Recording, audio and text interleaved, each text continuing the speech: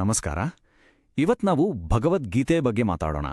ಆದರೆ ಇದನ್ನ ಕೇವಲ ಒಂದು ಧಾರ್ಮಿಕ ಗ್ರಂಥ ಅಂತ ಅಷ್ಟೇ ನೋಡೋದು ಬೇಡ. ಬದಲಿಗೆ ಇವತ್ತಿನ ಕಾರ್ಪೊರೇಟ್ ಲೀಡರ್ಗಳು ಎದುರಿಸ್ತಿರೋ ಚಾಲೆಂಜ್ಗಳಿಗೆ ಇದರಲ್ಲಿ ಒಂದು ಪ್ರಾಕ್ಟಿಕಲ್ ಗೈಡ್ ಇದೆ ಅಂತ ತಿಳ್ಕೊಳ್ಳೋಣ. ಇದು ಸ್ಪಿರಿಚುವಾಲಿಟಿಗಿಂತ ಹೆಚ್ಚಾಗಿ ಪ್ರೆಷರ್ನಲ್ಲಿ ಸರಿಯಾದ ನಿರ್ಧಾರ ಹೇಗೆ ತಗೋಬೇಕು ಅನ್ನೋ ಒಂದು ಡಿಸಿಪ್ಲಿನ್ ಬಗ್ಗೆ. ಯೋಚನೆ ಮಾಡಿ ನೋಡಿ, ಇವತ್ತಿನ ಕಾಲದಲ್ಲಿ ಅದೆಷ್ಟೋ ಸ್ಮಾರ್ಟ್ ಲೀಡರ್ಗಳು ಕೂಡ ಯಾಕೆ ಪ್ರೆಷರ್ ಬಂದಾಗ ಫೇಲ್ ಆಗ್ತಾರೆ. ಅವರತ್ರ ಬೆಸ್ಟ್ ಟೆಕ್ನಾಲಜಿ ಇರುತ್ತೆ, ಬೇಕಾದಷ್ಟು ಡೇಟಾ ಇರುತ್ತೆ, ಆದ್ರೂ ಆ ಒಂದು ಕ್ರಿಟಿಕಲ್ ಮೊಮೆಂಟ್ನಲ್ಲಿ ಯಾಕೆ ತಪ್ಪು ಹೆಜ್ಜೆ ಇಡ್ತಾರೆ? ಇದೇ ಪ್ರಶ್ನೆಗೆ ಉತ್ತರ ಹುಡ್ಕೋಣ ಬನ್ನಿ. ಇದಕ್ಕೆ ಉತ್ತರ ಸ್ವಲ್ಪ ಶಾಕಿಂಗ್ ಅನ್ಸ್ಬೋದು. ಈ ವೈಫಲ್ಯಕ್ಕೆ ಕಾರಣ ಅವರ ಸ್ಕಿಲ್ಸ್ ಕಡಿಮೆ ಇದೆ ಅಂತ ಅಲ್ಲ. ಅಸಲಿ ಕಾರಣ ಆಂತರಿಕ ಅಸಂಗತತೆ. ಅಂದ್ರೆ ಅವರ ಯೋಚನೆಗಳು, ಅವರ ಫೀಲಿಂಗ್ಸು ಮತ್ತು ಅವರ ಆಕ್ಷನ್ಸ್ ಇವು ಮೂರರ ಮಧ್ಯೆ ಒಂದು ಸಿಂಕ್ ಇರೋದಿಲ್ಲ. ಅವರು ಹೊರಗಿನ ಪ್ರಪಂಚವನ್ನ ಮ್ಯಾನೇಜ್ ಮಾಡಕ್ ಹೋಗ್ತಾರೆ, ಆದರೆ ತಮ್ಮ ಒಳಗಿನ ಪ್ರಪಂಚವನ್ನೇ ಮರ್ತುಬಿಟ್ಟಿರ್ತಾರೆ. ಸರಿಯಾಗಿ ಇಲ್ಲೇ ಭಗವದ್ಗೀತೆಯ ಜ್ಞಾನ ನಮಗೆ ದಾರಿ ತೋರಿಸೋದು. ಸರಿ, ಹಾಗಿದ್ರೆ ಮೊದಲು ಈ ಮಾಡರ್ನ್ ಲೀಡರ್ಶಿಪ್ನಲ್ಲೇನು ಸಮಸ್ಯೆ ಅಂತ ನೋಡೋಣ. ಇದು ಅವರು ಪ್ರಯತ್ನ ಮಾಡ್ತಿಲ್ಲ ಅನ್ನೋ ಸಮಸ್ಯೆ ಅಲ್ಲ, ಬದಲಿಗೆ ಅವರು ನೋಡ್ತಿರೋ ದೃಷ್ಟಿಕೋನದಲ್ಲೇ ಒಂದು ದೊಡ್ಡ ತಪ್ಪಿದೆ. ಈ ಲಕ್ಷಣಗಳನ್ನ ನೋಡಿದ್ರೆ ಇದು ಎಲ್ಲೋ ನೋಡಿದಾಗೆ ಅನ್ಸುತ್ತೆ ಅಲ್ವಾ? ಫಲಿತಾಂಶ ಅಷ್ಟೇ ಮುಖ್ಯ ಅನ್ನೋ ಒಂದು ಗೀಳು, ಭಯದಲ್ಲೇ ಡಿಸಿಷನ್ ತಗೊಳ್ಳೋದು, ಸುಸ್ತಾಗಿ ಬರ್ನ್ಔಟ್ ಆಗಿದ್ರೂ ಅದನ್ನೇ ಡೆಡಿಕೇಶನ್ ಅಂತ ತೋರಿಸ್ಕೊಳ್ಳೋದು. ಇದೆಲ್ಲ ಏನ್ ತೋರಿಸ್ತಾ ಅಂದ್ರೆ ಸಮಸ್ಯೆ ಇರೋದು ಆಳದಲ್ಲಿ, ಅವರ ದೃಷ್ಟಿಕೋನದಲ್ಲಿ. ನೈತಿಕತೆ ಅನ್ನೋದು ಬರೀ ಆನ್ಯುಯಲ್ ರಿಪೋರ್ಟ್ನಲ್ಲಿ ಬರೆಯೋಕ್ ಸೀಮಿತ ಆದ್ರೆ ಕಂಪನಿಯ ಫೌಂಡೇಶನ್ ಅಲ್ಲಾಡೋದು ಗ್ಯಾರಂಟಿ. ಹಾಗಿದ್ರೆ ಇದಕ್ಕೆ ಗೀತೆಯಲ್ಲಿರೋ ಪರಿಹಾರ ಏನು? ಅದು 3 ಕಂಬಗಳ ಮೇಲೆ ನಿಂತಿರೋ ಒಂದು ಫ್ರೇಮ್ವರ್ಕ್. ಇದರಲ್ಲಿ ಮೊದಲನೇದು ಮತ್ತು ಎಲ್ಲಕ್ಕಿಂತ ಮುಖ್ಯವಾದದ್ದು ಸ್ವಯಂ ನಿಯಂತ್ರಣ. ಯೋಜಿಸಿ, ತಮ್ಗೆ ತಾವೇ ಕಂಟ್ರೋಲ್ನಲ್ಲಿಲ್ದವರು ಒಂದು ದೊಡ್ಡ ಆರ್ಗನೈಸೇಷನ್ನ ಹೇಗ್ತಾನೆ ನಿಭಾಯಿಸೋಕ್ಕಾಗುತ್ತೆ? ಗೀತೆ ಇದನ್ನ ತುಂಬಾ ಸ್ಪಷ್ಟವಾಗಿ ಹೇಳುತ್ತೆ.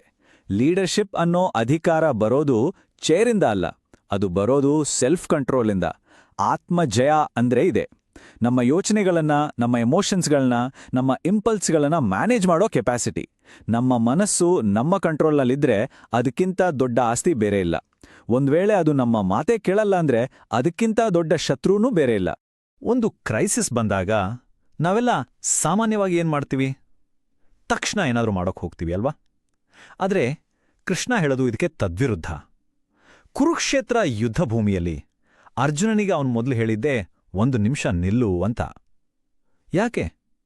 ಯಾಕಂದ್ರೆ ಆ ಒಂದು ಚಿಕ್ಕ ಪಾಸ್ ಇದೆಯಲ್ಲ, ಅದು ನಮ್ಮನ್ನ ಎಮೋಷನಲ್ ಆಗಿ ರಿಯಾಕ್ಟ್ ಮಾಡೋದ್ರಿಂದ ತಡೆದು ಲಾಜಿಕಲ್ ಆಗಿ ಯೋಚನೆ ಮಾಡೋಕ್ ಬೇಕಾದ ಟೈಮ್ ಕೊಡುತ್ತೆ. ಹಾಗಿದ್ರೆ ಇಲ್ಲಿ ಅತಿ ಮುಖ್ಯವಾದ ಅಂಶ ಅಂದ್ರೆ ಸಮತ್ವ.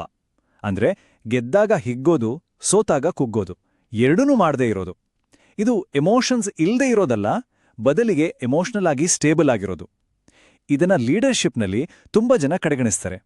ಆದ್ರೆ ಈ ಸ್ಥಿರತೆ ಇದೆಯಲ್ಲ, ಇದು ಗೆದ್ದಾಗ ಓವರ್ ಕಾನ್ಫಿಡೆನ್ಸ್ ಬರೋದನ್ನ ತಪ್ಸುತ್ತೆ, ಸೋತಾಗ ಪೂರ್ತಿ ಫ್ರೀಸ್ ಆಗ್ಬಿಡೋದನ್ನ ತಪ್ಸುತ್ತೆ. ಸರಿ, ಈಗ 2ನೇ ಕಂಬಕ್ಕೆ ಬರೋಣ. ಅದು ಕಾರ್ಯನಿಯಂತ್ರಣ. ಅಂದ್ರೆ ಒಬ್ಬ ಲೀಡರ್ನ ಒಳಗಿನ ಸ್ಥಿತಿ ಅವ್ರ ಕೆಲಸದ ಕ್ವಾಲಿಟಿ ಮೇಲೆ ಹೇಗೆ ಪರಿಣಾಮ ಬೀರುತ್ತೆ ಅನ್ನೋದನ್ನ ನೋಡೋಣ. ನಿಷ್ಕಾಮ ಕರ್ಮ ಗೀತೆಯಲ್ಲಿರೋ ಅತಿ ಮುಖ್ಯವಾದ ಆದ್ರೆ ಅಷ್ಟೇ ತಪ್ಪಾಗಿ ಅರ್ಥ ಮಾಡ್ಕೊಂಡಿರೋ ಕಾನ್ಸೆಪ್ಟ್ ಇದು. ನಿಷ್ಕಾಮ ಕರ್ಮ ಅಂದ್ರೆ ರಿಸಲ್ಟ್ ಬಗ್ಗೆ ತಲೆ ಕೆಡಿಸ್ಕೋಬೇಡಿ ಅಂತ ಅಲ್ಲ.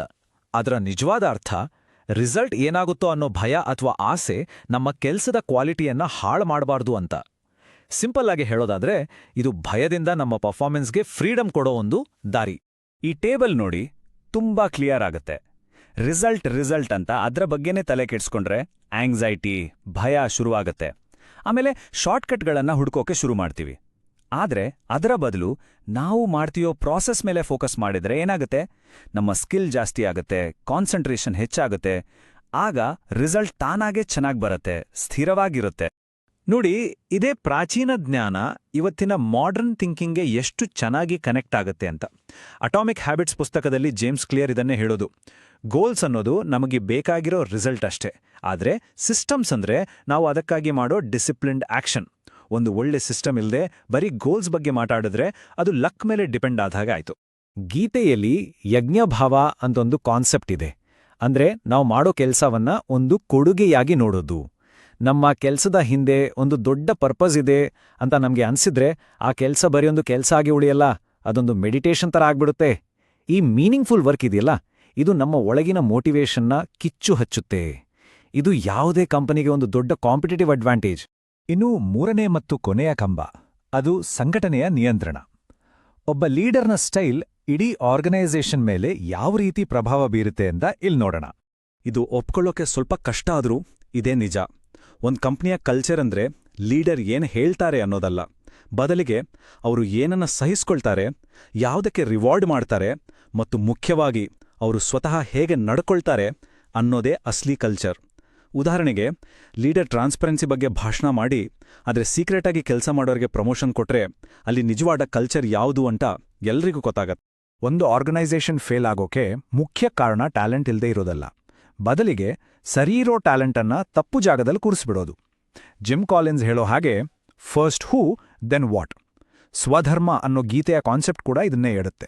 ಸರಿಯಾದ ವ್ಯಕ್ತಿಗೆ ಸರಿಯಾದ ರೋಲ್ ಕೊಟ್ಟಾಗ ಮಾತ್ರ ಎಕ್ಸಲೆನ್ಸ್ ಸಾಧ್ಯ. ಟೆಕ್ನಿಕಲ್ ಆಗಿ ಬ್ರಿಲಿಯಂಟ್ ಇರೋರ್ನ ಮ್ಯಾನೇಜರ್ ಮಾಡಿದ್ರೆ ಏನಾಗುತ್ತೆ? ನಾವೊಬ್ಬ ಒಳ್ಳೆ ಟೆಕ್ಕಿಯನ್ನ ಕಳ್ಕೊಳ್ತೀವಿ ಮತ್ತೊಬ್ಬ ಕೆಟ್ಟ ಮ್ಯಾನೇಜರ್ನ ಪಡ್ಕೊಳ್ತೀವಿ. ಗೀತೆ ಯಾವತ್ತೂ ಸಂಪತ್ತು ಗಳಿಸೋದನ್ನ ವಿರೋಧಿಸಲ್ಲ, ಆದ್ರೆ ಆ ಸಂಪತ್ತನ್ನ ಧರ್ಮದ ಚೌಕಟ್ಟಿನ ಒಳಗೆ ಗಳಿಸಬೇಕು ಅಂತ ಹೇಳುತ್ತೆ. ಇವತ್ತಿನ ಬಿಸ್ನೆಸ್ ವರ್ಲ್ಡ್ನಲ್ಲಿ ಟ್ರಸ್ಟ್ ಅನ್ನೋದೇ ಹೊಸ ಕರೆನ್ಸಿ. ಎಥಿಕ್ಸ್ ಇಲ್ದೆ ಗಳಿಸಿದ ದುಡ್ಡು ಜಾಸ್ತಿ ದಿನ ಉಳಿಯಲ್ಲ. ಲಾಂಗ್ ಟರ್ಮ್ನಲ್ಲಿ ಒಂದು ಕಂಪನಿಯ ಅತಿದೊಡ್ಡ ಬಂಡವಾಳ ಅಂದ್ರೆ ಅದು ಇಂಟೆಗ್ರಿಟಿ ಮತ್ತು ನಂಬಿಕೆ. ಸರಿ, ಇಲ್ಲಿವರೆಗೂ ನೋಡಿದ ಈ 3 ಕಂಬಗಳನ್ನ ಒಟ್ಟು ಸೇರಿಸಿ ಲೀಡರ್ಶಿಪ್ಗೆ ಒಂದು ಕಂಪ್ಲೀಟ್ ಆಪರೇಟಿಂಗ್ ಸಿಸ್ಟಮ್ ಹೇಗಿರುತ್ತೆ ಅಂತ ಈಗ ನೋಡೋಣ. ಈ ಟೇಬಲ್ ಎಲ್ಲವನ್ನೂ ಒಂದೇ ಕಡೆ ಸಮರೈಸ್ ಮಾಡುತ್ತೆ ನೋಡಿ. ಗೀತೆಯ ಪ್ರತಿಯೊಂದು ತತ್ವವು ನಮ್ಮೊಳಗೆ ಒಂದು ಬದಲಾವಣೆ ತರುತ್ತೆ ಮತ್ತು ಆ ಬದಲಾವಣೆ ನೇರವಾಗಿ ಒಂದು ಕಾರ್ಪೊರೇಟ್ ರಿಸಲ್ಟ್ಗೆ ಕಾರಣವಾಗುತ್ತೆ. ಉದಾಹರಣೆಗೆ, ನಿಷ್ಕಾಮ ಕರ್ಮದಿಂದ ರಿಸಲ್ಟ್ ಮೇಲಿನ ಗೀಳು ಕಡಿಮೆ ಆದರೆ ಕಂಪನಿ ಹೆಚ್ಚು ಸ್ಥಿತಿಸ್ಥಾಪಕ ಆಗತ್ತೆ. ಅಂದ್ರೆ ಒಳಗಿನ ಡಿಸಿಪ್ಲಿನ್ ಹೊರಗಿನ ಸಕ್ಸಸ್ಗೆ ಹೇಗೆ ಫೌಂಡೇಶನ್ ಆಗತ್ತೆ ಅನ್ನೋದೇ ಇಲ್ಲಿನ ಸೀಕ್ರೆಟ್. ಇಷ್ಟೆಲ್ಲ ಮಾತಾಡಿದ್ದನ್ನ ಸಿಂಪಲ್ ಆಗಿ 2 ರೋಲ್ಗಳಾಗಿ ಡಿವೈಡ್ ಮಾಡಬಹುದು. ಒಂದು, ಕೃಷ್ಣನ ಥರ ಯೋಚನೆ ಮಾಡಿ, ಅಂದ್ರೆ ಬಿಗ್ ಪಿಕ್ಚರ್ ನೋಡಿ ವ್ಯಾಲ್ಯೂಸ್ಗೆ ಸ್ಟಿಕ್ ಆಗಿ ಎಮೋಷನಲ್ ಆಗಿ ಡಿಸ್ಟರ್ಬ್ ಆಗ್ಬಿಡಿ. 2, ಅರ್ಜುನನ ಥರ ಕೆಲಸ ಮಾಡಿ, ಅಂದ್ರೆ ರೆಸ್ಪಾನ್ಸಿಬಿಲಿಟಿ ತಗೊಳ್ಳಿ, ಪೂರ್ತಿಯಾಗಿ ಇನ್ವಾಲ್ವ್ ಆಗಿ ಮತ್ತು ಎಷ್ಟೇ ಕಷ್ಟವಾದ್ರೂ ನಿಮ್ಮ ಡ್ಯೂಟಿಯನ್ನ ಮಾಡಿ. ಕೊನೆಯದಾಗಿ, ಗೀತೆ ಪ್ರತಿಯೊಬ್ಬ ಲೀಡರ್ ಮುಂದೇನೂ ಒಂದೇ ಒಂದು ಮೂಲಭೂತ ಪ್ರಶ್ನೆಯನ್ನ ಇಡುತ್ತೆ. ನಾವು ತಗೊಳ್ಳೋ ನಿರ್ಧಾರಗಳು ಭಯದಿಂದ ಬರ್ತಿದ್ಯಾ ಅಥವಾ ಒಳಗಿನ ಸ್ಪಷ್ಟತೆಯಿಂದ ಬರ್ತಿದ್ಯಾ? ನಾವು ಕೆಲಸ ಮಾಡ್ತಿರೋದು ನಮ್ಮ ಅಹಂಕಾರವನ್ನ ಉಳಿಸ್ಕೊಳ್ಳೋಕ ಅಥವಾ ನಮ್ಮ ನಿಜವಾದ ಕರ್ತವ್ಯವನ್ನ ಪಾಲಿಸೋಕ? ಈ ಪ್ರಶ್ನೆಗೆ ನಾವು ಕೊಡುವ ಉತ್ತರವೇ ನಮ್ಮ ಲೀಡರ್ಶಿಪ್ನ ಕ್ವಾಲಿಟಿಯನ್ನ ಡಿಸೈಡ್ ಮಾಡುತ್ತೆ.